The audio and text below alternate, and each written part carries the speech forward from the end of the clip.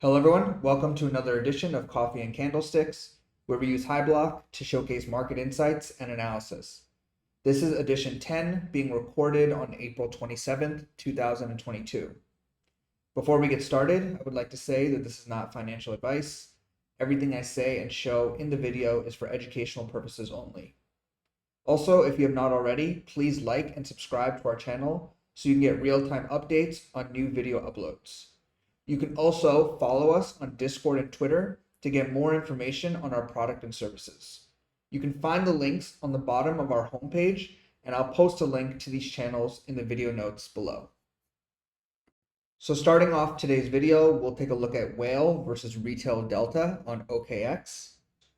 The indicator has shown a negative value for many consecutive days. This may be the first month where the value will remain negative for the entire month. To this indicator, let's add the top trader leverage, which is under liquidity, top traders average leverage used. If we zoom into the last month, we'll notice that the short leverage has been gradually increasing from this point all the way up to this point, while the long leverage in green has remained relatively flat. Earlier, we talked about OKX, Whale versus Retail Delta, and how it remained negative for this month. There's a similar pattern when looking at Binance top trader positions long percentage versus Binance global accounts long percentage. BTC price has fluctuated above and below the 40K range, and minus this sharp decline right over here, retail long percentage has remained large throughout the last few days.